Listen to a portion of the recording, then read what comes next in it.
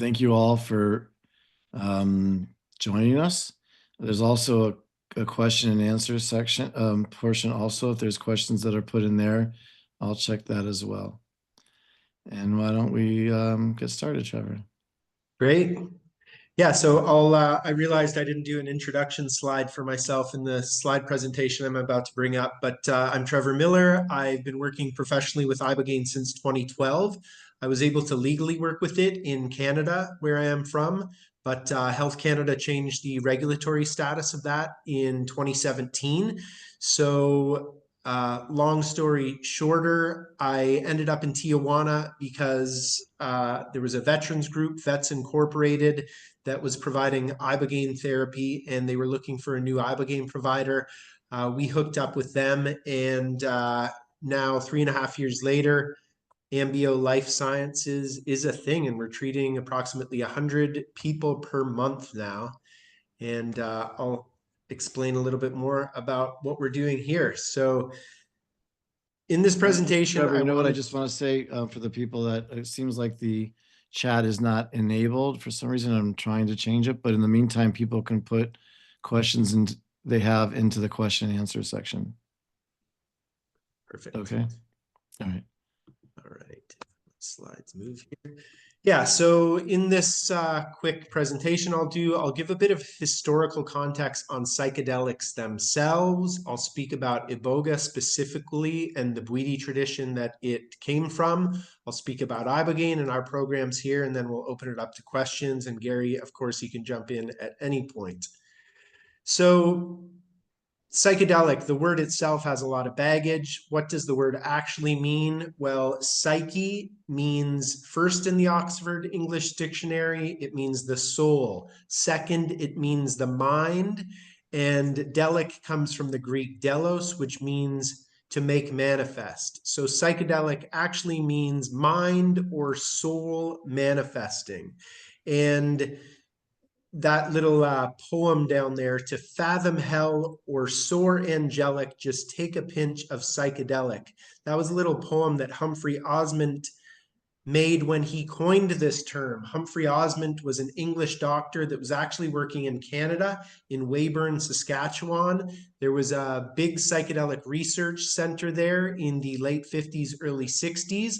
And Humphrey and his friend Aldous Huxley were going back and forth looking for a really good word for these substances that they had stumbled upon, as it were. And the word psychedelic won, and it was actually Humphrey Osmond that coined that term. And it's a great word for these substances. There's actually there was a conference back many years ago as psychedelics were making a resurgence, and some of the thought leaders at the conference were looking for the word they should carry forth because, you know, obviously psychedelic has a lot of baggage, but they decided psychedelic is actually the best term, so kept moving forward with it. So there are some considerations that you need to consider when looking at psychedelics. And when you're working in psychedelic therapy, these are very important to consider. Number one is the set, which is the mindset of the person taking a psychedelic. And that might be, you know, somebody just looking to have fun. That might be somebody who is looking to heal themselves. That might be somebody who is in a time of transition, like an initiation or graduation. And then setting is the other consideration, which is where do you take the psychedelic, which could be a rock concert, or which could be in your basement, or it could be a beautiful therapeutic setting like we provide down here at Ambio. There is a massive historical use of psychedelics by indigenous populations around the world. And ayahuasca has been used for centuries in the Amazon, in shamanistic rituals. There are a couple of churches that are legally authorized to provide ayahuasca in the United States as well, Santo Daime and UDV being those. The Huicholi have an Aboriginal use of peyote that goes back centuries, if not millennia. The curanderos of Mexico have been using psilocybin mushrooms, Maria Sabina being the most famous of those. She made it to the cover of Life magazine back in the 60s. And the Siberian use of Amanita muscaria, that Santa Claus mushroom, as it's called, which may actually be related to why Santa Claus is in red and white. Actually, there's a potential historical story there. And then the Bwiti is the tradition that has used Iboga. Iboga is the plant from which Ibogaine is derived, and that's the medicine we're here talking mostly about today. There is also a Western historical use of psychedelics that goes back to Greek culture. In Greece, there was a 2,000-year-old tradition in ancient Greece, a 2,000-year-old tradition called the Mysteries of Eleusis, and it was considered the most important aspect of Greek society.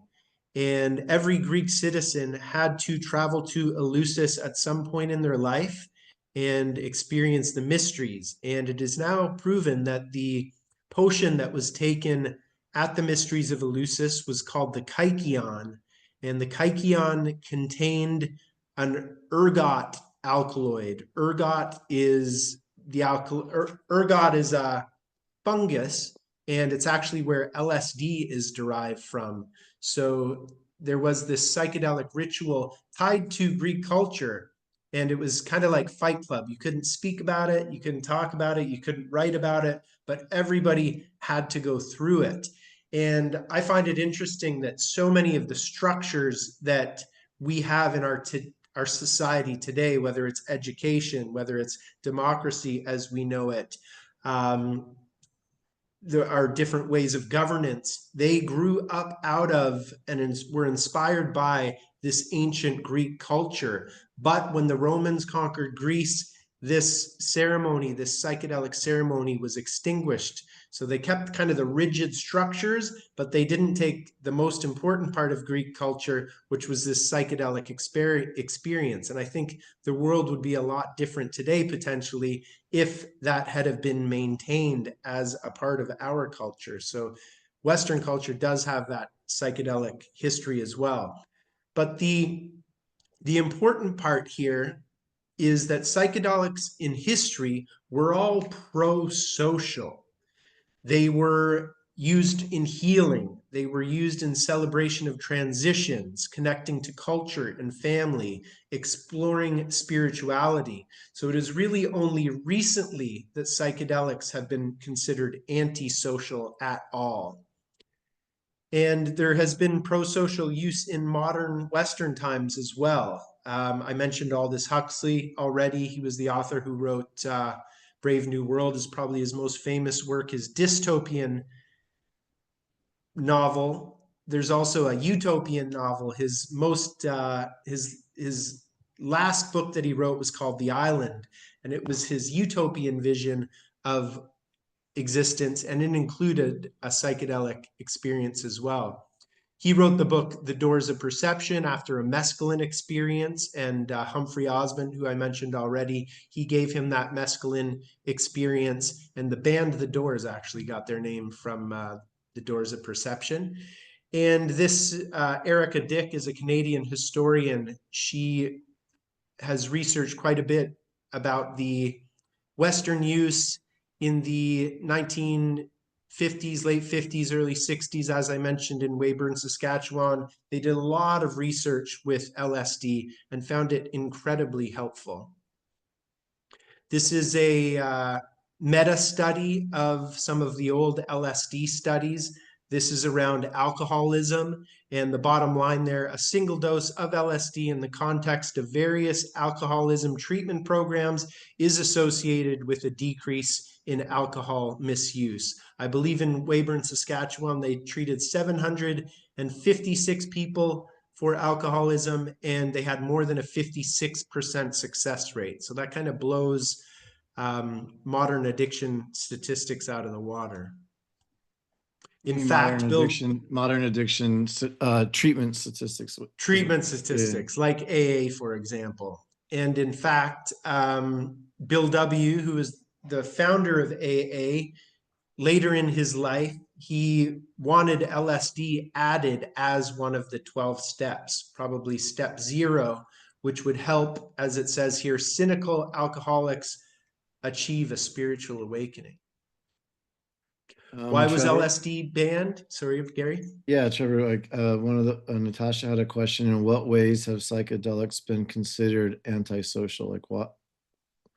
This is it right here. So LSD was banned in the late 60s, early 70s. I think there was a broad sweeping psychedelic act in 1972.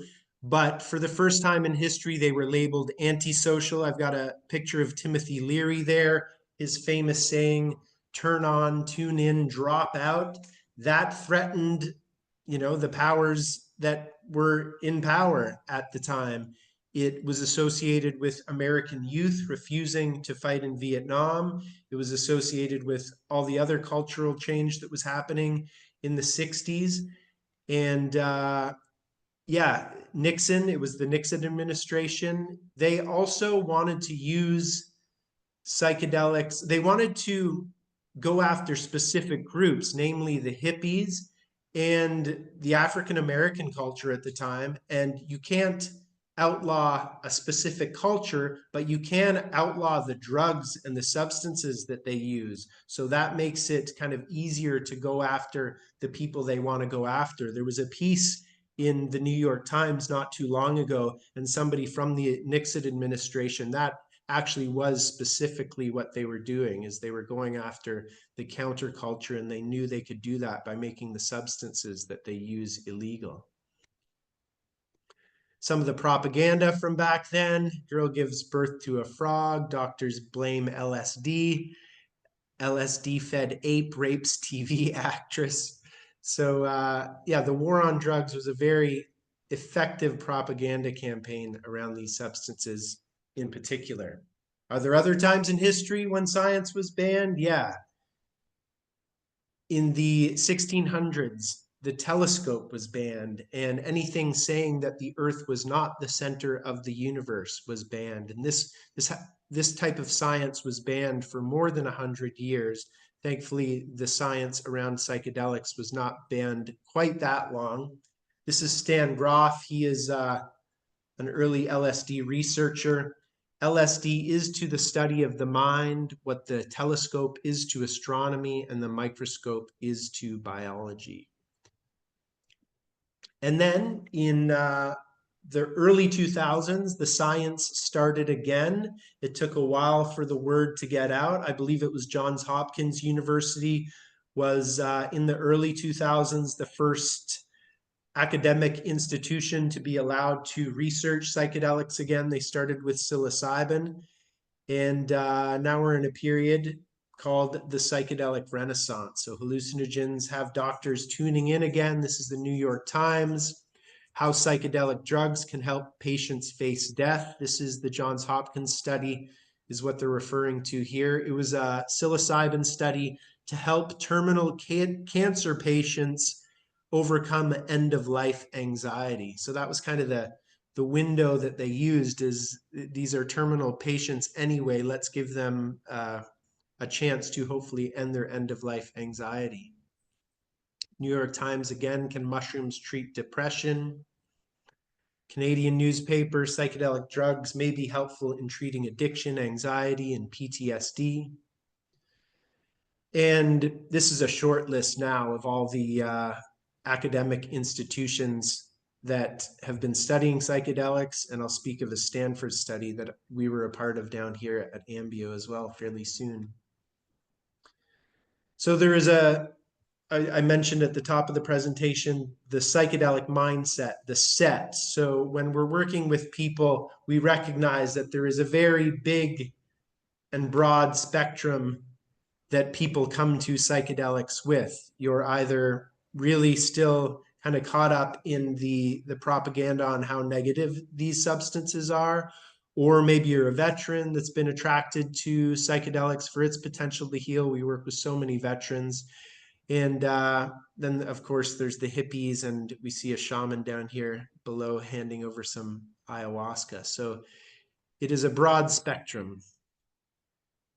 And now Iboga. So iboga is a plant that is native to West Africa. This is a photo of the fruit, but it's actually the root bark that we use in these ceremonies. The Bwiti tradition is the tradition that grew out of the use of this medicine in Central West Africa.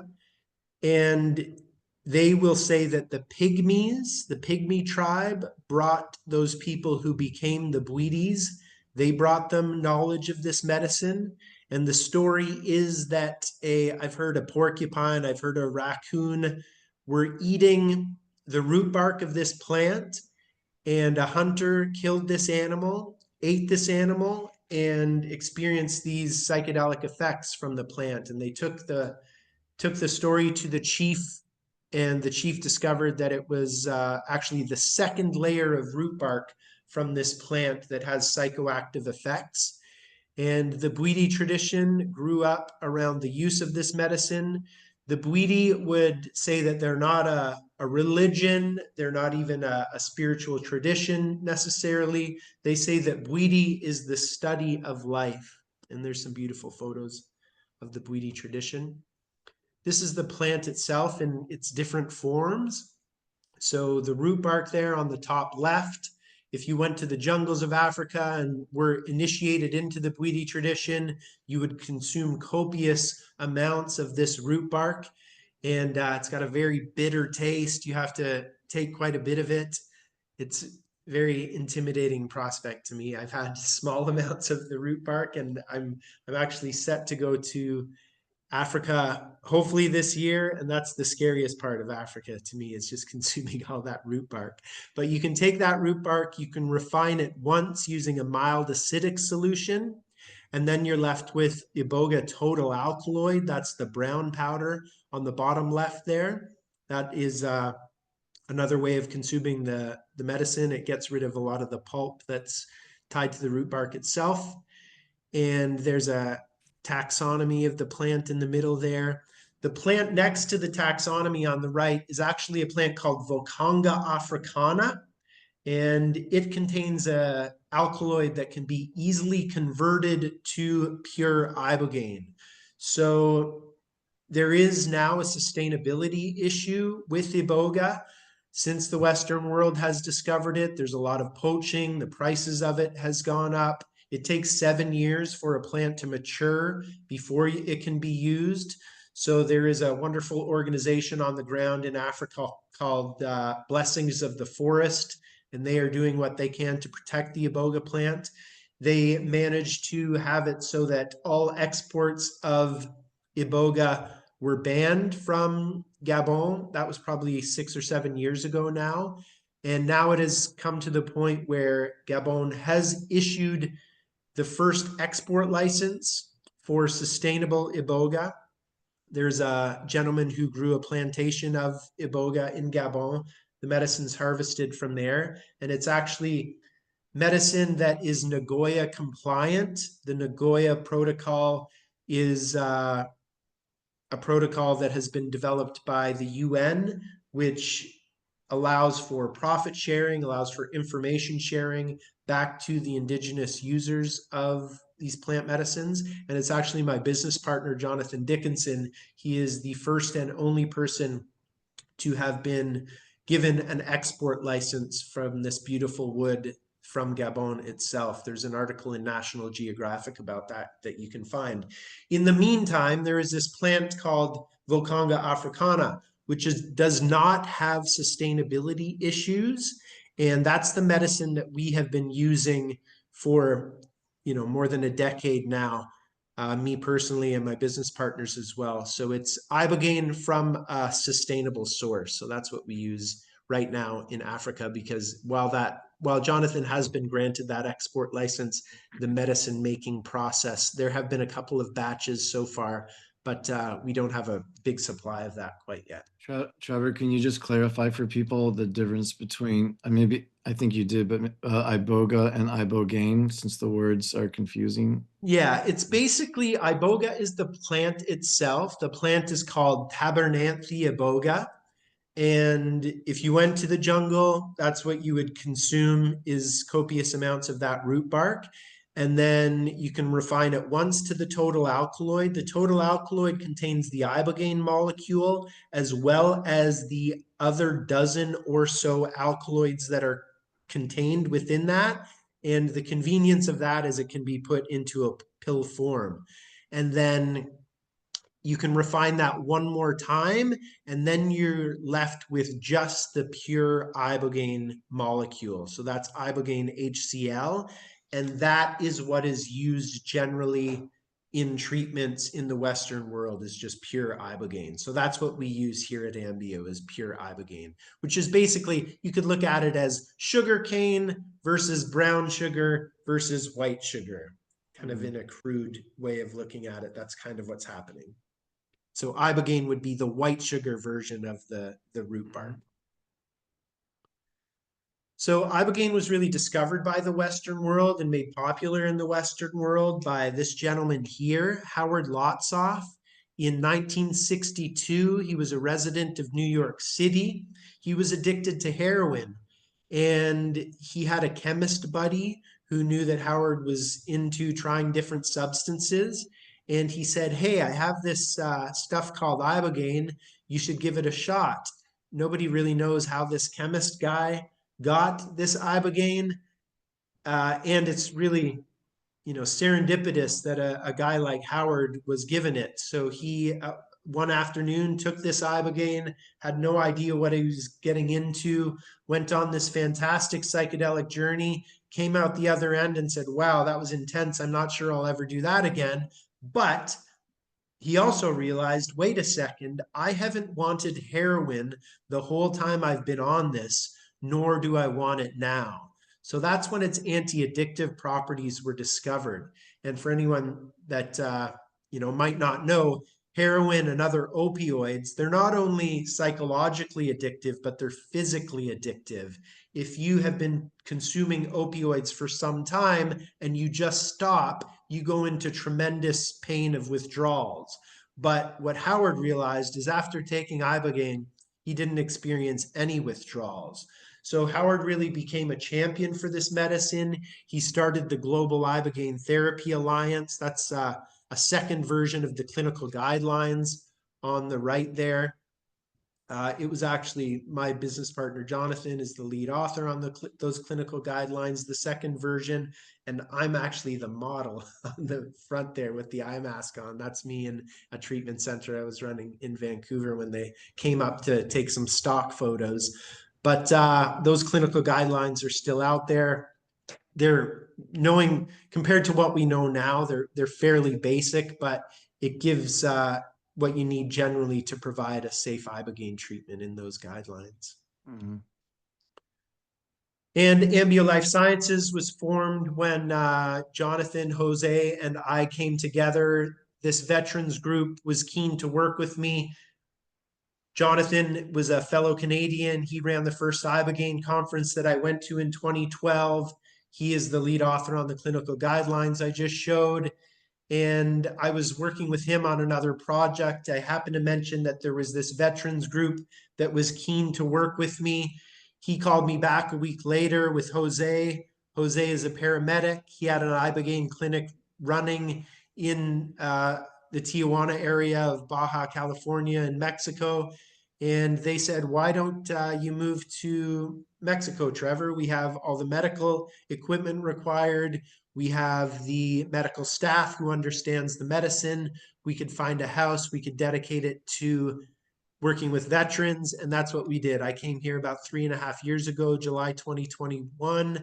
We set up a house dedicated to veterans, developed this 5-day protocol that we've got. And that first year, I think we probably treated 95% vets, with at least 90% of those coming from this nonprofit that was started by Amber and Marcus Capone. Marcus was a former Navy SEAL. After retiring, things weren't right. He really didn't feel as though he had PTSD necessarily. He really loved his job, but he just still couldn't get back into the groove of regular life. As a last ditch effort, he came to Mexico for an ibogaine treatment, and his wife Amber says as soon as he walked in the door after that treatment, she knew she had her husband back. And then they set up this nonprofit, which has now sent, it's really close to 1,000 special forces veterans to this treatment. And their mission is to really end veteran suicide, because veterans experience this PTSD, post-traumatic stress disorder, and symptoms related to that. But what we have now discovered through our research with Stanford University is Ibogaine also seems to be reversing traumatic brain injuries in a lot of these veterans. And that's what Marcus feels as though he had, was not necessarily PTSD, but there was something going on.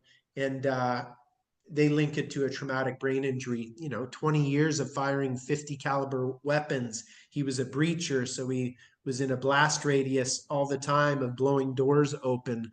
But after Ibogaine, all those symptoms disappeared. So they set up this nonprofit, and we are their exclusive Ibogaine provider, have been for the 3.5 years that we've been down here now. But kind of word got out through this veterans group, through other people's stories. And we now have 4 locations. We have 3 locations that do this 5-day program. And we have 1 location that can take up to 6 people for our detox program as well. That's just a funny, we haven't actually been on Time Magazine, but there's me and my 2 business partners. And we have different branches of our treatment. So Ibogaine for detoxification, that's kind of what it's been known for decades now. It's incredibly good at helping people overcome opioid use disorder. It's great at helping people overcome addiction to stimulants, whether it's cocaine or crystal meth, alcohol use disorder as well. The thing with alcohol is you need to be able to stop drinking for at least 7 days prior to arrival. So if somebody can stop drinking 7 days prior to arrival, then they can come into our 5-day program. But if they need medically assisted detoxification, because alcohol detox is one of 2 substances that can actually kill you through the detox program process. So you need to be very careful if you're physically addicted to alcohol. So we can take people into a longer program for that as well. But we have our detoxification programs. And then we've got Ibogaine therapy for regenerative medicine. And this would be something like our work with veterans, our work with anybody who's suffering from traumatic brain injury. We did finish a study with Stanford University. So this study was 30 US Special Forces veterans. They needed a traumatic brain injury to get into the study. They went to Stanford prior to coming down for treatment. While they were at Stanford, they got brain scans, fMRIs, a battery of other tests. And then they came down here just for Ibogaine. And then they went immediately back to Stanford for more brain scans, more tests. And then most of those guys had 1-month follow-ups as well. So the first paper from that study has been published in the journal Nature Medicine, which is a pretty big deal. And the results are astounding. So these are different graphs for PTSD, depression, anxiety, and disability scores. All went from very high scores down to next to nothing post Ibogaine. And then with the 1-month follow-up, most of them still do not qualify as having any of those disorders. I think HUDAS is the disability scores. CAPS, I believe, is the PTSD score. MADRS is depression or anxiety down here at the bottom. But as you can see, all of these graphs are pretty similar. So that's the one study that's been published so far. They haven't actually published any of the imaging studies yet, but I know in speaking to the Stanford scientists that the pre-brain scans were clearly showing traumatic brain injury in most of these guys, and the post-brain scans were showing that that was largely reversed, if not entirely reversed in some of these guys. So when you're doing an MRI traumatic brain injury will show up essentially as a dark spot in the brain where there's a lack of blood flow. And that largely disappeared in a lot of these gentlemen. And they took those brain scans and they ran them through an AI algorithm to determine the age of the brain. And the brain on average got 1.37 years younger after taking Ibogaine. Again, they've never seen anything like that. When we talk about neuroplasticity, um, it's generally discussed as the gray matter in the brain. And we know that the gray matter does have a neuroplasticity to it. It can change. We didn't think that was possible, but in the last 20 years, we know that that is possible. What you don't generally see is change in the white matter. And those are the more ingrained system, kind of the information superhighways within the brain. But in these brain scans, they actually saw change in the volume of the white matter, which science didn't really know was possible before this study. So looking forward to those neuroimaging studies coming out. And then Ibogaine for optimization as well. So I like to say that Ibogaine is very good at getting people from -10 to 0. Most of what we've been talking about, whether it's addiction, whether it's PTSD, traumatic brain injury, that's really what we've been talking about, is getting people from less than par up to par, from -10 to 0. And we found that Ibogaine is also very good at getting people from 0 to +10. So there is an optimization factor. I think Ibogaine is very good at helping people interrupt negative patterns. And whether that's addiction, whether that's behavioral patterns, whether that's just laziness, whether that's things that you just feel. I feel like most of us know what we need to do in order to make our lives better, but that's often easier said than done. And I think what Ibogaine is very good at is helping people actually make those changes in their life that they know they should. So I think that's an aspect of the optimization, which if somebody was coming in for optimization, I would recommend that 5-day program as well. We do provide coaching to people as they're coming in. This is just a screenshot of some of the coaches that we've got. So prior to arrival, people will receive at least 2 coaching sessions, and then we provide 2 coaching sessions out the other end to help people integrate their experience that way as well. An example of our schedule for the 5-day treatment is we pick people up in San Diego. So you fly into San Diego. We're only about 40 minutes from the pickup point near the airport, pardon me. They arrive, they settle in. We do a welcome circle to get to know each other a little bit.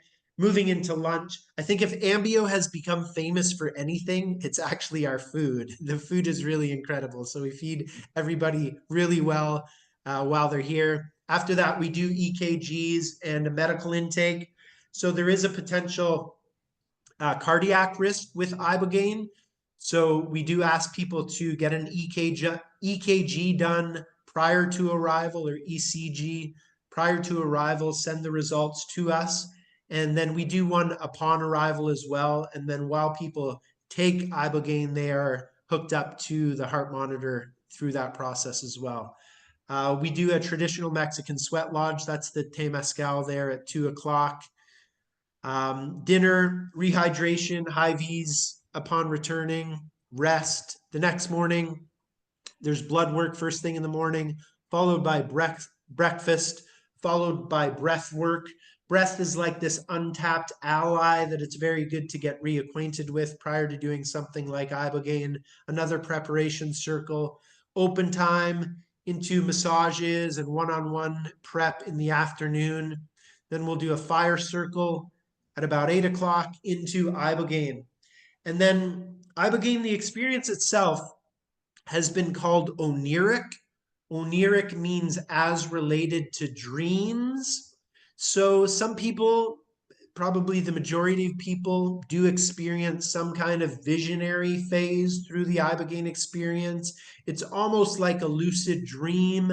You can close your eyes, sometimes it's just sheer chaos coming at you, different faces, different patterns, different colors, different rooms, just weird random stuff. Other times you get crystal clear visions that make total sense. Sometimes those visions might, be a reflection on past experiences in your life, might help you put past experiences, maybe traumatic experiences, into a more forgiving context, which lessens the charge of those experiences. Sometimes you get crystal clear visions that don't make any sense whatsoever. Some people don't get any visions, and that's fine as well. You really don't need visions in order for Ibogaine to be effective for you. Um, yeah, it's very rare that somebody a month or two or a year down the road is saying, yeah, I did Ibogaine, I had this vision and it changed my life. It's not really like that. It's more like you take Ibogaine, some weird stuff happens, and your life seems to get better. So there can be this psychedelic experience with Ibogaine. You become very ataxic when you take this medicine, very shaky. So most people just stay very still on their mattress the whole time they're on this medicine. The visionary or acute phase of the medicine goes through the first kind of 6 to 12 hours of the medicine. Then the next day, the day after, is generally known as the gray day or the integration day. After Ibogaine, you're just very tired, but you can't quite sleep because the medicine's still in your system. So the Ibogaine experience is often um, said to be about a 24-hour long experience. But like I said, if you're going to have kind of psychedelic bells and whistles, they tend to be on the front end. And then the next 12 hours or so is just a lot of reflection. You're quite tired.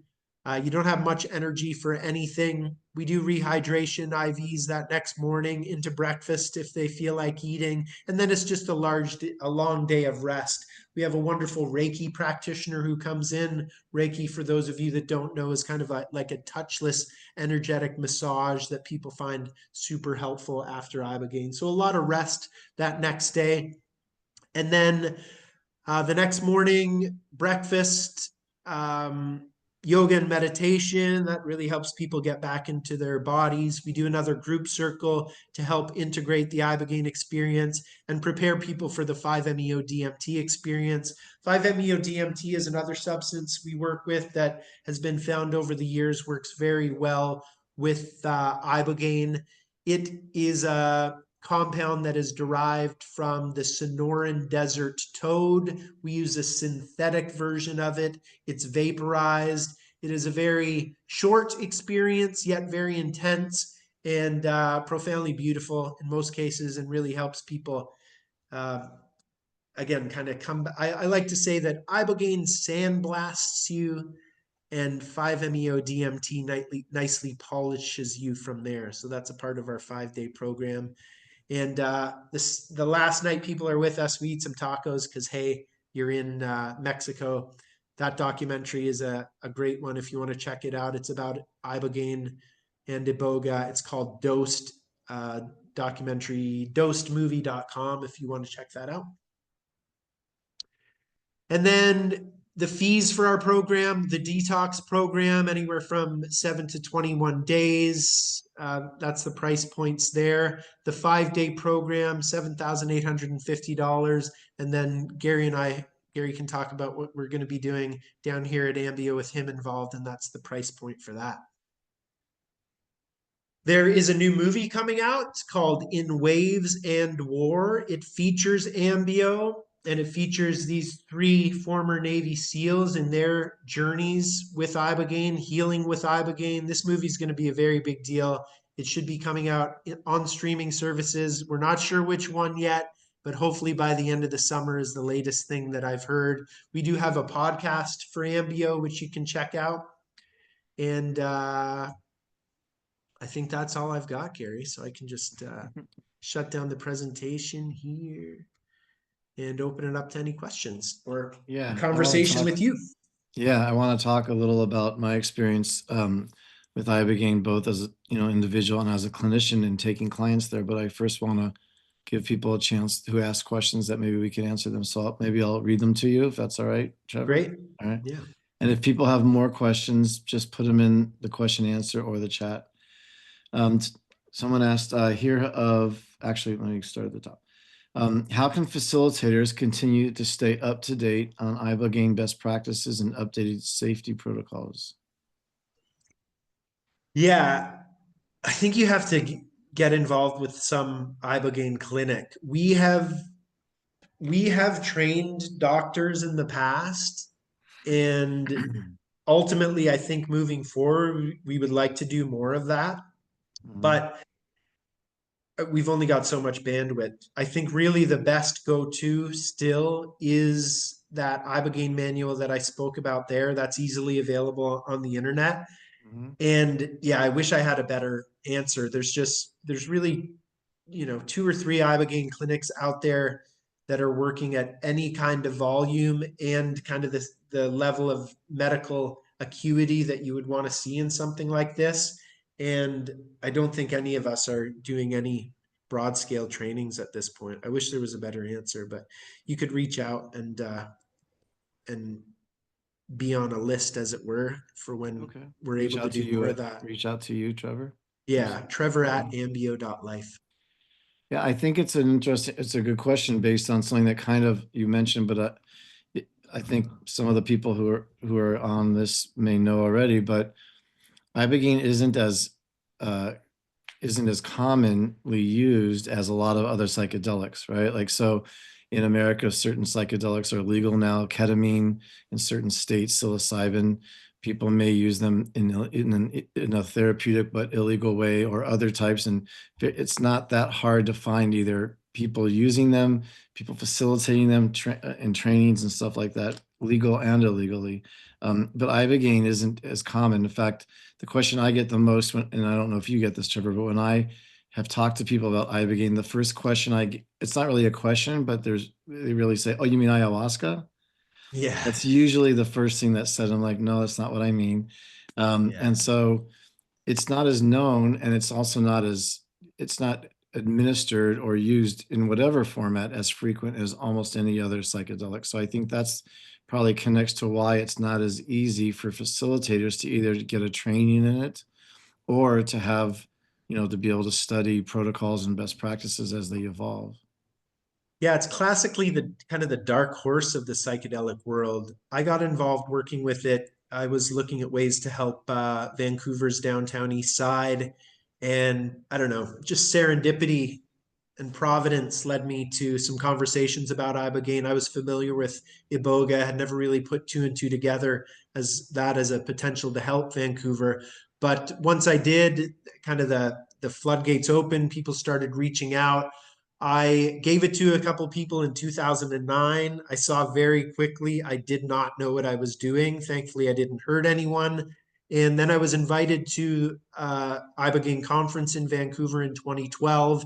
I was introduced to Jonathan Dickinson at that point, and a gentleman who became my first business partner. We started a company called Liberty Root Therapy Limited in Vancouver, and he had been to Mexico and apprenticed with people on how to give Ibogaine.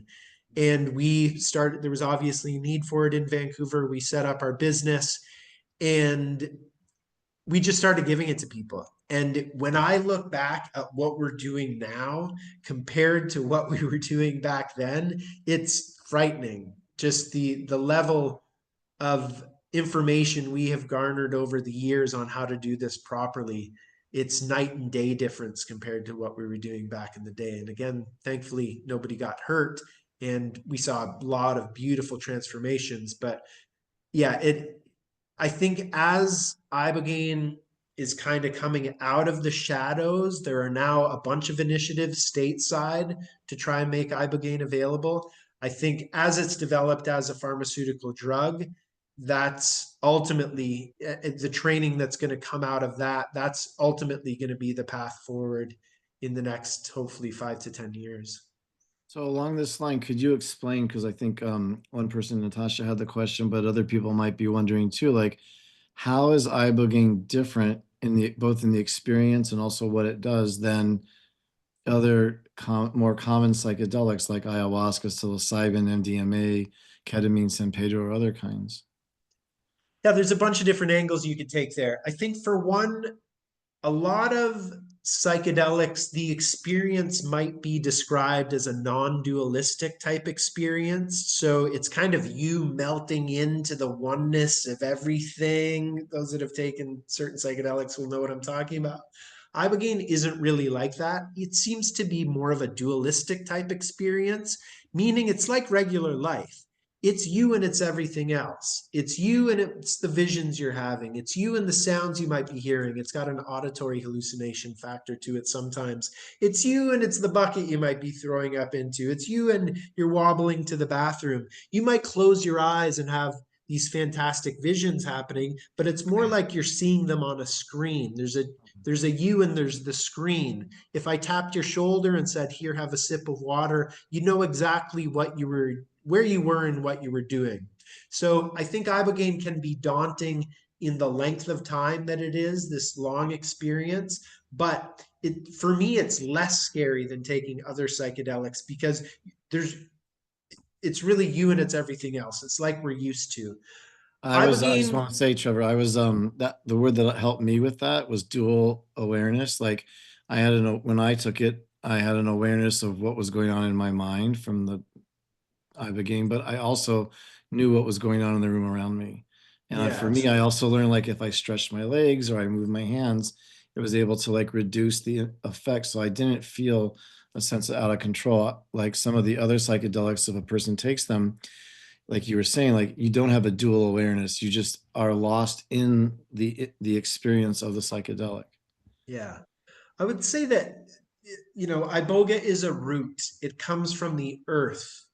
Often people will encounter their ancestors or those who have passed. So it kind of brings you, I would say, rather than an ego destroyer, it's an ego repairer. It really heals the ego and puts it into its proper place. Uh, an ibogaine provider that I know and love, he was once asked at a conference, "What's the difference between ayahuasca and iboga?" And he described iboga the same way I did, and I use those words interchangeably, iboga and ibogaine. But he said it's from the earth, it's a root, it seems to help you with things of the earth, your life here on earth. And he said, and ayahuasca, it's from outer space. And that kind of feels Mhm. correct to me. Okay. Somebody asked, and the two questions that are kind of similar, like what is suggested dosage, and also like how long typically is a session? Yeah, so as I said, we bring people down here for 5 days. The Ibogaine starts on the second night. And really, from that second night, it's about a 24-hour long experience. You'll get some sleep after about 24 hours, and you might still feel a little raw for the next couple of days. But essentially, we're keeping people here for at least 72 hours after the Ibogaine experience for safety reasons. Um, yeah, but ultimately it's about a 20, people say it's a 24 hour to 24 to 36 hour long experience. Okay. So how do you determine dosage? Is it based on a Oh yeah, person's weight? dosage is by body weight. So we do 13 milligrams per kilogram of body weight at Ambio is Okay. our goal. And then you know, we cap it out. We cap it out at about 1200 milligrams. If you're 300 pounds, you don't need 13 milligrams per kilogram of body weight. Right. You can. So you mentioned the Stanford study about traumatic brain injury, and someone who is in Canada wanted to, and who works with traumatic brain injuries and trauma, wanted to know how they can get involved in the work. Yeah, just reach out. I don't know how. I think the best way to get involved is to learn all you can about ibogaine. There's a lot of podcasts. There's a lot of there's not a lot of research. There's the Stanford paper that's easy to find. I think the more neuroimaging that comes out, those other studies, those are going to be fantastic. And yeah, and you can reach out to us and the best way to become an advocate for ibogaine is to take it yourself. So come on down, Canada. Hmm, okay. Someone wanted to have a better understanding. You mentioned earlier about the medical clearance beforehand and the EKG Mhm. and stuff like that. So wanting to know kind of like what kind of medical staff are on site when you administrate it. Also, what kind of backgrounds does the medical staff have? Is there a hospital nearby if necessary? Yeah, absolutely. So we're fully medicalized. I think at last count, I think we just hired a sixth doctor. So we have six doctors that work for us. My business partner, Jose, is our chief medical officer. He's a paramedic that has been working with Ibogaine for more than 10 years now. Ultimately, the qualification is these are physicians and medical staff who understand Ibogaine. We also have a cardiologist that works with us, and really, we need to resort to that cardiologist only when we see, something funny coming up on the EKG. Oftentimes, when somebody arrives, not oftentimes, very rarely actually, but if somebody arrives and their EKG still looks a little funky, we'll take them to our cardiologist and give them a stress test and then get the go no go from the cardiologist at that point. Mhm. But we're fully medicalized. We will have at least a nurse or a paramedic on duty 24 hours while somebody's here. While we're actually giving ibogaine to people, we have at least a doctor and 4 to 5 nurses and paramedics on duty throughout that night. It You feel very well supported. We've treated a lot of these fantastic special forces veterans who have then gone on to speak about their experience. If you want a great one, a great podcast is a guy named Tony Cowden was featured on Sean Ryan's podcast. It's a long podcast. The second half of that starts with him describing his time with us. And the words he spoke made me so happy. He said, Ambio is the most professional group of civilians I have ever worked with. So Well, that's having what we strive for. having grown up with a father in the military, I know that's a compliment. It's a huge compliment. Um, what do you typically like suggest in terms of protocols beforehand, both in terms of diet, medication, lifestyle? Are there suggested protocols beforehand? Yeah, for sure. Medications, people need to come off of most psychiatric medications for at least 5 days prior to arrival. That's to avoid serotonin syndrome mostly. Um, so in the application, you list out any medications that you might be on. Coming off of those psychiatric medications is not necessarily going to be easy. So that's a big hurdle a lot of people need to overcome. We recommend that people go to their doctors and get a taper schedule and work with their own doctor on that. If they have a doctor who is not cooperative or doesn't know how to take people off of these substances, then we can provide a taper schedule, and then we provide a supplementation schedule that will support people as they do that. And I will say that most people, do not feel the need to go back on those psychiatric medications after their ibogaine experience. So Mhm. medications need to be considered for sure. Ultimately, with diet and everything else, ibogaine seems to be fairly forgiving in that regard. Ayahuasca, there is a strict diet that you should adhere to prior to taking ayahuasca. No salt, no sugar, no red meat, that kind of thing. Ibogaine doesn't ask that of a person. What I always say is Ibogaine's like Santa Claus. It knows whether or not you've been naughty or nice because you know whether or not you have prepared adequately for the experience. I think ultimately you should just be as healthy as is possible for you leading into something like this. Mm. I thought I'd just take a few minutes as more questions come in just to talk about my experience and also the experience of taking people there. Please. Um, I first heard about Ibogaine from a client of mine, someone who used to be a client of mine. I'm a psychotherapist for those of you who I haven't met yet, and have a private practice based out of New York City. And probably about 15 years ago, I started working with someone who came to me for a number of different issues. And he shared with me that he had been addicted to heroin and had tried all these things to stop using it, and he just couldn't. And somehow through the grapevine of his community, heard about this medicine, this plant medicine, Ibogaine, and went to the Netherlands and did it there and never used heroin again. And when he told me that, like, I believed him because we had a relationship based on honesty and he'd always been honest with me, but it like I had never heard of anything like that and um couldn't comprehend it, to be honest. I believed him and I saw that he was not I saw that he was sober or clean, but I didn't understand it. And being in recovery myself also kind of just said, well, a mind altering psychedelic medicine is like, I'm just going to put it over there. And over the past 15 years since he shared that, I continued to hear other things about it. He himself had already, by the time he came to me, had gone down to Africa, lived in Gabon, the area where they have that plant, like Trevor was talking about, had trained with one of the tribal shamans, and had come back to the United States and was working as a shaman, facilitating Ibogaine for a little while in the United States and then in Mexico and Costa Rica and other places. So he would share with me a lot about what was happening in the community. Um, in fact, we started talking at that time about creating standards similar to I have in my profession, standards of ethics, standards of guidelines of best care practices. We just started talking about that then too. And then I just kind of, I stopped working with him after probably about 5 years.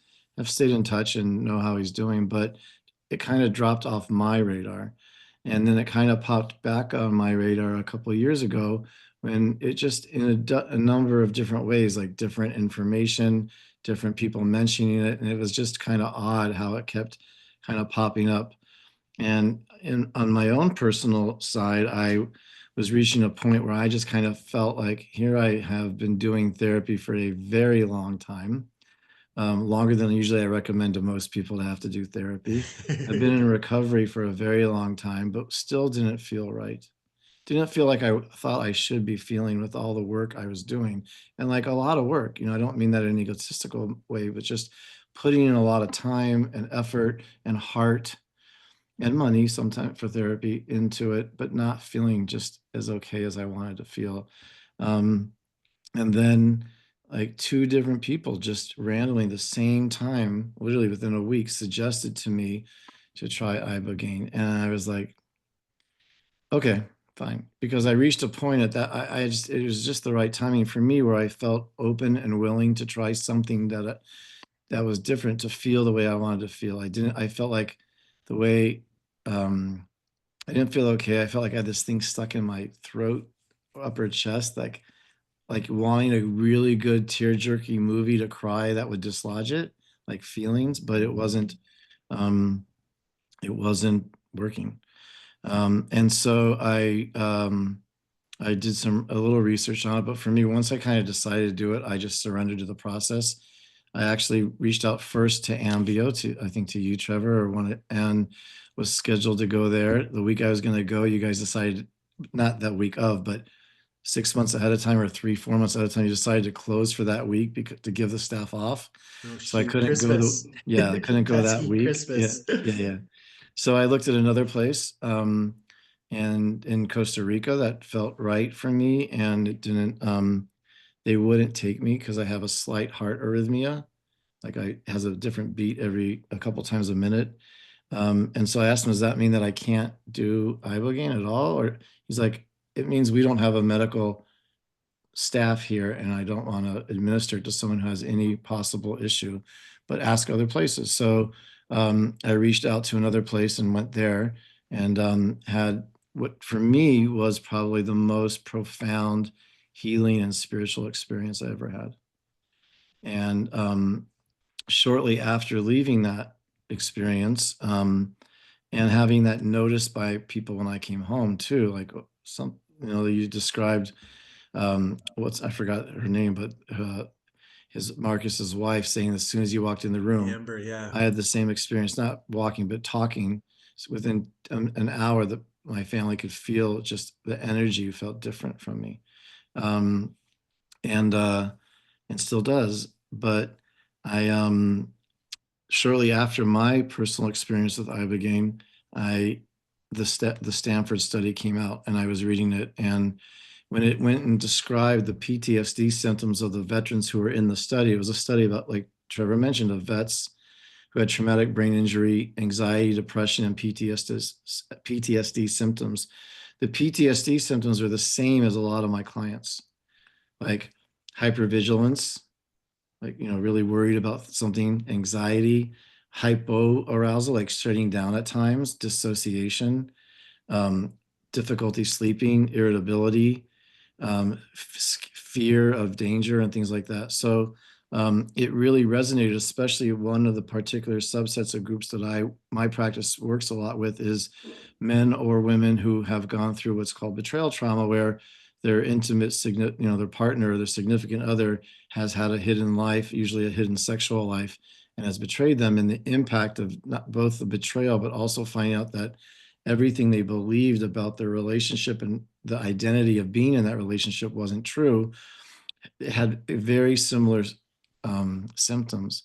And usually my experience was it took 18 to 24 months to work with those clients to help reduce their symptoms, which is a long time to be in that severe acute PTSD symptoms. So when reading that study, I was like, here's a way to help these people to lower their symptoms. Plus, many of them read and study all about like what their spouse or partner did, how they hurt them, and they understand it academically and cerebrally, but the wound was so profoundly personal. And one of the things that I experienced in my Ibogaine experience was that things that had been done to me as a child, as a teen, as an adult, it depersonalized those wounds. I was able to let go, even having done a lot of work on letting go of anger through 12-step recovery, through therapy, through prayer, through meditation and mindfulness, of letting go of anger and hurt. It was still there. Certain things were still there in certain ways that it was hard to let go of them. And Ibogaine allowed me to like let go of those hurts and resentments in a way I never had. Like in my experience, like I felt this piece of a heart with each person that I kind of went through a list I had made. I felt something come out of my heart and lighten.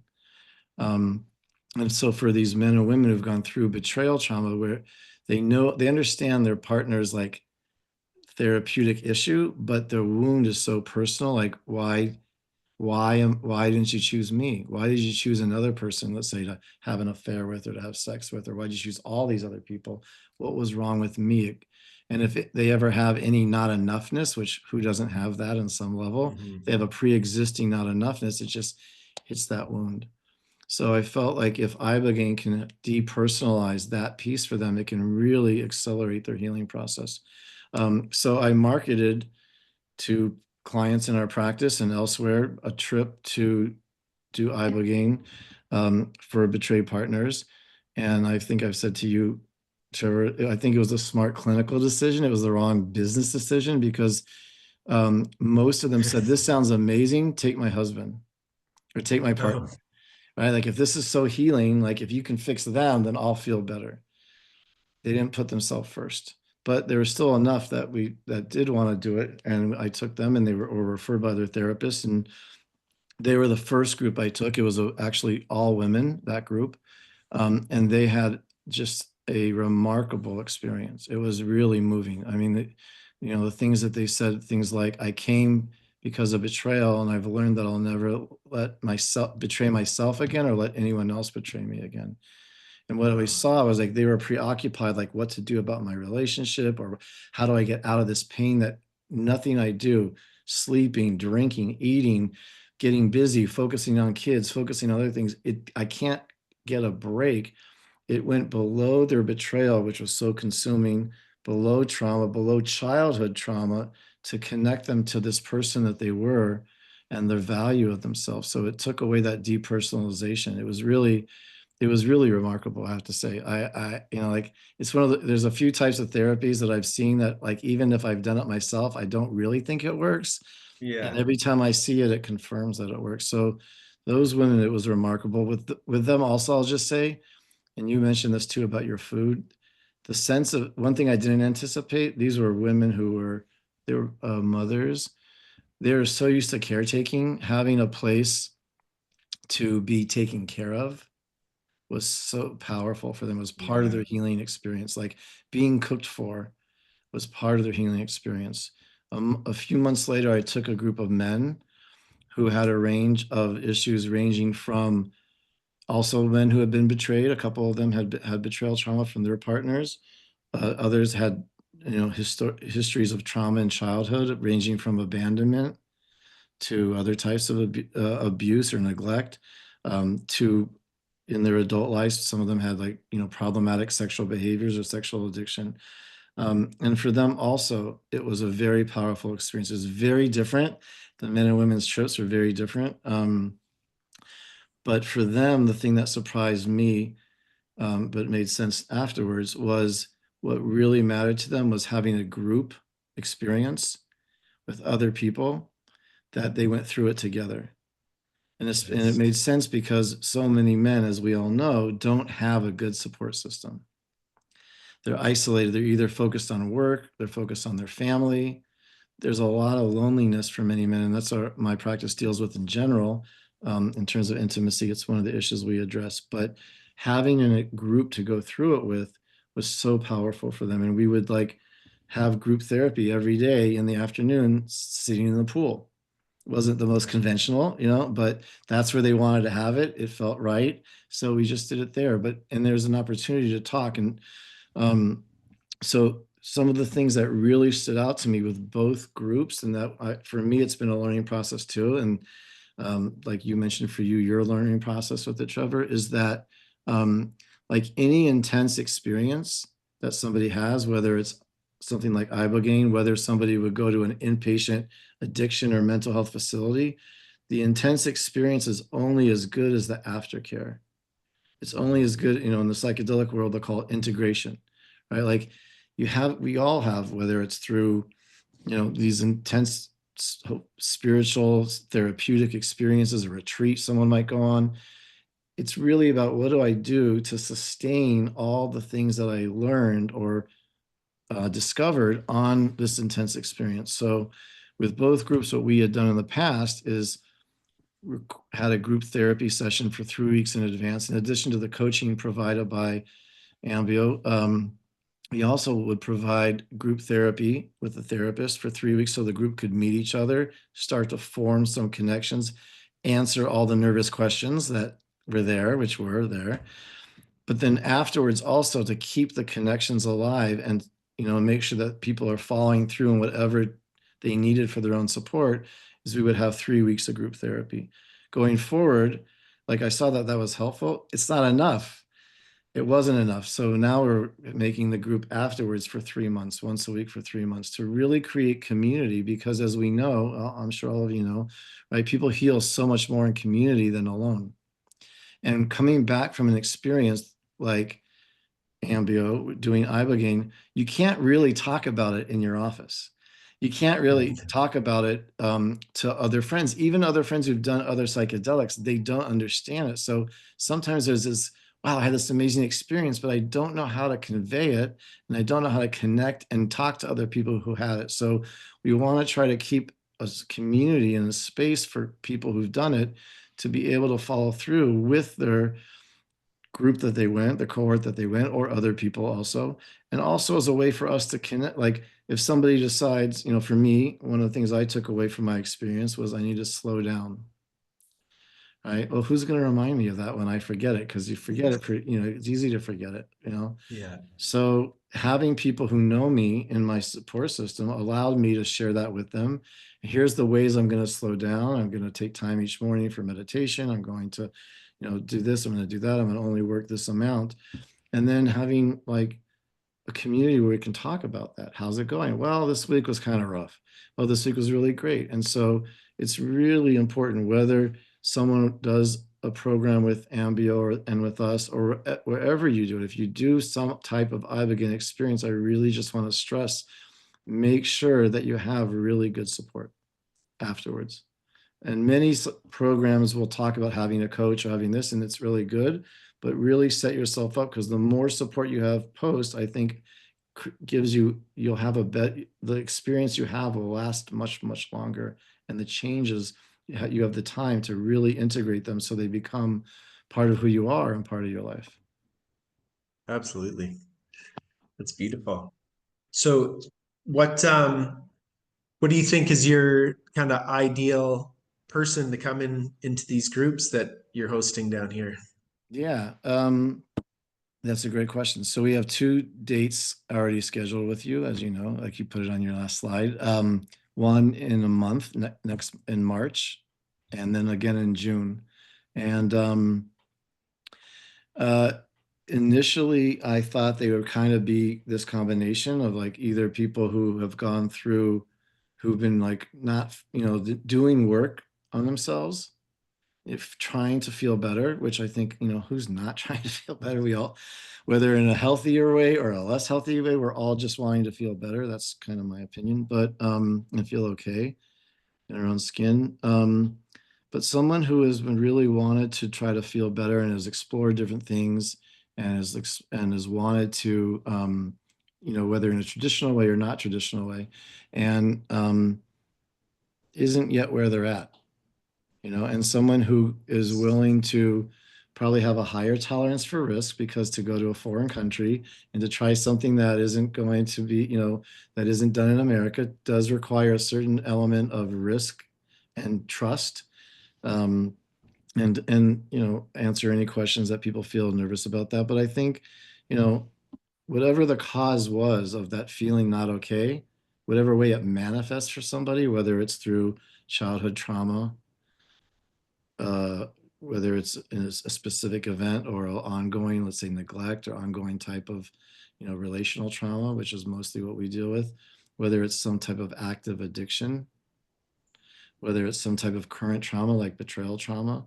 Those are the types of things I think, or if someone's not feeling okay and it's manifesting through depression that's resisting treatment, anxiety that's resisting treatment. Um, I think those are our primary type of clients that would come. A lot of the literature that people read about ibogaine is geared towards opioid addiction because of the way it interacts, like you described with how lots stuff. So those typically are not the clients we're bringing. They usually have a whole, sometimes even a different protocol, maybe. Did you? Yeah. Yeah, that would be, we have you coming down for 5 days at a time. So that would mean you're not in active addiction to any, let's call it hardcore substance like opioids or cocaine. Alcohol again, if you're able to stop for ideally 10 days prior to arrival, that might be possible. But um, and on that note, I like to say that Ibogaine is so powerful that it can help somebody overcome a heroin addiction virtually overnight. What can it do for you? You know, Yeah, it's got. yeah. So just some of the questions that came up just recently. Let's see, there's a couple different things. Do I have to stay the full 5 days? I have to, I Yes, would, yeah, yeah, yes. yeah. We have to keep you for at least 72 hours afterwards. So the And yeah. So what time people leave on the 21st, when the first trip we have on the 21st, I think they leave around 11, you said? 11 in the morning? yeah, so you need to be in San Diego, preferably on the 20th, so you're not messing with flights No, early no, on the no. morning. It's the opposite. The 21st is the last day. Oh, that's right. Yeah. So yeah, on the 21st, we will have you back to the airport in time to catch a 1 p.m. flight. Yeah. Yeah. Someone asked about how can the recording of this presentation be accessed? Oh, we're going to send it out to everyone who registered. It just takes a little time for Zoom to do what it does, but we're going to then send it out automatically to anyone who registered, whether they came or not. So anyone who's here will get a copy, and you're welcome, you're more than welcome to share it, and we might put it up on YouTube as well. Um, is there a payment plan available? I'm afraid we're not that sophisticated. Yeah, Yeah. yeah. Somebody asked if we're planning on doing a women's retreat. Yes, we are. On my practice's website, it's listed as a men's retreat. That's not necessarily the case right now. I think this first one might be co-ed. But I would like to do a women's only retreat because I think it feels like a safer container for a lot of women, especially Mhm. if they've had recent betrayal. Although when I took the women's group, they were with other clients who are there in a different group, not in our group, and the healing experiences they had. They were with a bunch of vets for a couple of groups. I know it would be different with this group with this trip, but it was really powerful to have safe healing experiences with men for some of those Nice. women. But I think that there's a value for some women to have a female Yeah, only. we will generally do so many men's only groups just because that's how, how the cards get dealt when working with so many veterans. And then we'll have women only groups and then we'll do co-ed groups as well. And yeah, they're all beautiful. Yeah. Someone asked, I missed this question earlier, sorry. What are the long-term impacts of Ibogaine? Roughly what percentage of people return to habits such as alcohol and drug use?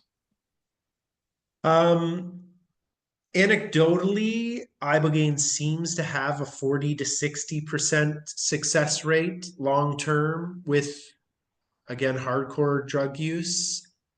Similar with alcohol, I would say. And that's anecdotally over the years without, I think you could get 100% success rate with the kind of packaging around, with the coaching, with plenty of support afterwards.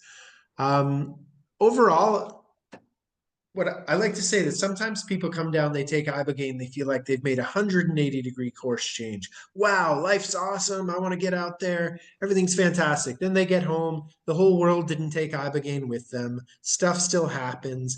What I think we're very good at here at Ambio is giving everybody a very solid yet true 5-degree course change. But a 5-degree course change carried out over 10,000 miles, you're in a completely different place than if you hadn't have had that slight course change. So that's about as far as I will promise is you will Mhm. see a subtle yet true course change that tends to change everything. Yeah, and I would say my anecdotal experience with clients that I took is similar to that, you know. Um, the ones who stayed and did work, they saw a bigger change. So one client I think of, you know, she had huge understandings and stuff about herself, but her pattern was avoidance. That's what she came to see. Like she avoided difficult feelings, uncomfortable feelings, feelings that you have to face and deal with. So she pretend they're not there and pretend situations weren't happening. She learned that as a child because her only way to deal was as a young child where you don't have the ability to walk out of the house or deal with other things is to pretend it's not happening. And then she did the same thing in her adult life. And with the new information she got, she did the same thing for a little while. So she didn't go to work on it and address it right away. She used that old strategy, I would call it, to avoid it. And so it was harder for her. But people that I know, like, you know, who decided, like one man I'm thinking of who really struggled with acting out sexually, with drinking and anger. And he really took time both using like formal therapy as well as meditation to really stay connected to himself and the things that he got. And his whole relationship to anger is different now. Does he ever get angry or upset?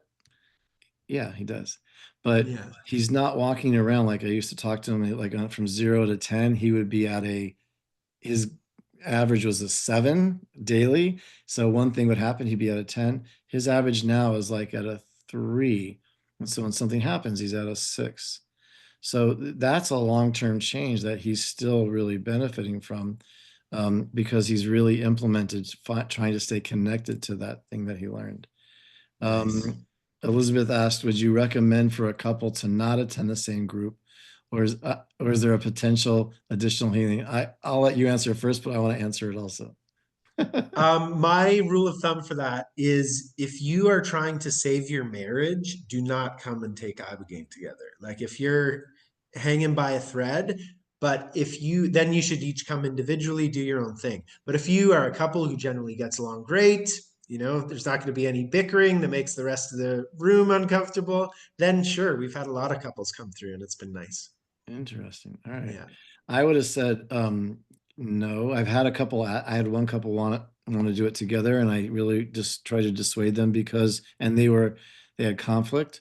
Because Yeah. if you're learning about yourself but and especially if part of the dynamic, like every couple has their own dynamic. And so I wanted them to each have their own real full experience without getting sucked back into the dynamic. Like, just like I would suggest to anyone when you're doing it, don't have your phone with you, Yeah. because your phone's going to distract you from all this internal experience.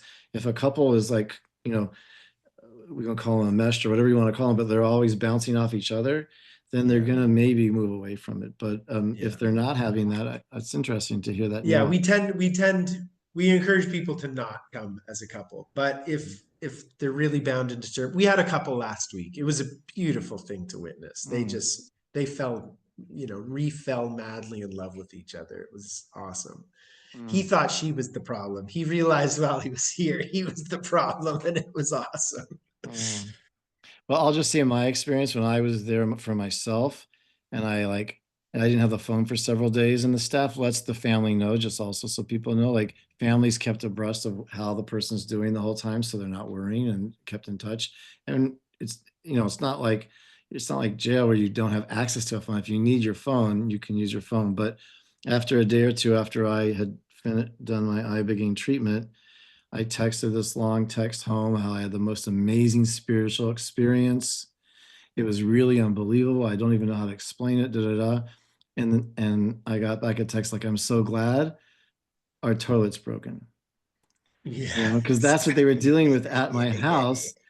And like that was a bummer. I know. Like That's that threw me for classic. a couple hours. Like I can't be there to fix it. I feel bad and guilty now. And now I'm like not in the moment with my experience and the people I'm with, because my head's feeling bad. I'm feeling bad about not being home and worrying if they're upset at me for not being home when the toilet's broken, because that's supposed to be my job usually.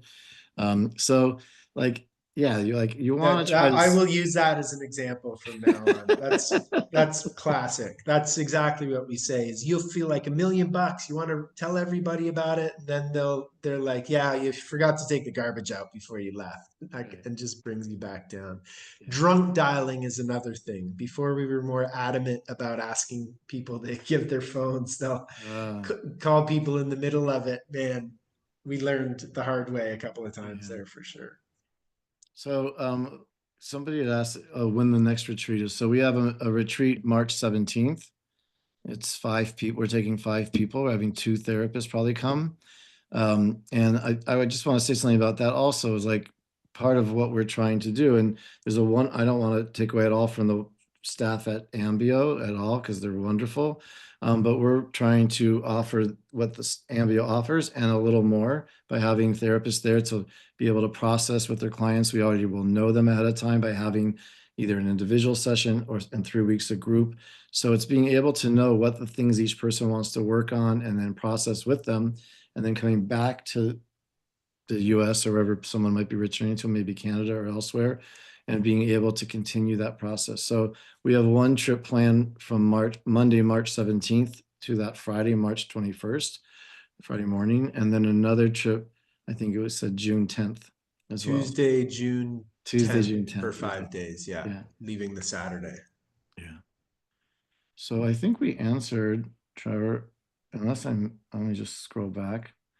I think if anyone has any other questions, maybe you can put them I can in. see Elizabeth's there. Most people, when they take the question, is how often do people generally do Oh, yeah, Ibogaine? For there you go. most people, it's generally once. Some people come back. It's very rare. I don't know if I've met anyone who really feels as though Ibogaine didn't work, therefore they want to do it again. It's more like Ibogaine really worked, and I'd like to see what else it can help me with. Mhm. And I want to say something about that because, yeah, it reminded me too. I had mentioned at the beginning, which was that when I first heard about Ibogaine, I wrote it off being in substance abuse recovery and not wanting to take any mind altering drug. So for me, that was part of my journey also, is to realize, like, what am I taking this for? Similar to when I was prescribed, let's say, Wellbutrin, or another medication that would help me to feel better. And my intentions were direct to I wanted to feel better. I wasn't taking it to get high or to go, to go have, so recreationally. Mm. And I've never had an urge to like, oh, let me see if I can get a little more in there. But it did take some time going for me, going from a mindset of traditional 12-step substance abuse recovery of being sober or clean, depending on the program, to and also being willing to do that despite the more more orthodox view in the 12-step recovery community that that's not sober. And so coming back from it, I still engaged in my recovery, but also realized like there are going to be people who are not going to agree or approve of what I did. I don't need to advertise it to everybody. I don't go to a meeting or tell, I'm advertising it here, I guess, on this public webinar, and I have on the internet additionally. But if I'm in an AA meeting or an NA meeting, I respect what they Yeah. say, and I don't need to go out and shout, and put out there. But it is it was for me an evolution of being comfortable with that idea. And so if there are people here who are thinking about doing it and that's a challenging thing for them, I'd be happy. I mean, I'd be happy to talk about any question or anything personally, but I know that some people that can be a scary thing. Yeah. I And like people have asked me, I often encourage people to not nobody likes somebody that's evangelical about this kind of stuff, like to get out there.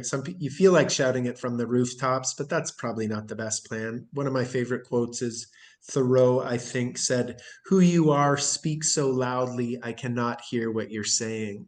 And that's really what happens with this is I you like kind of that. become a walking billboard for it without saying anything. Yeah. Yeah. So if there's no other questions, I hope this was helpful. I really appreciate, Trevor, your presentation at the beginning, the slideshow and just your explaining everything to people. I think we had a combination of both clinicians and also, other people, lay people. Right. So I hope that it was able to address things for both groups at their levels and what their questions were. I'll just I'll do a little selling for you. It's incredible. We had a little shout out on the Joe Rogan show, which means we're sold out till July now. But we have these weeks reserved for your group, and they get everything you are bringing to the table, which is a lot and it's incredible. And it's only $100 more than our regular price. So it's for anyone that's interested in coming with Gary, it's about the best value I've ever seen in something like this. So I really look forward to having you down. Yeah, I'm excited to be there soon. Thank you, everybody. Thank you for coming. Cool. Have a Thanks, good evening. everybody. Thanks, Gary. Take care. Okay.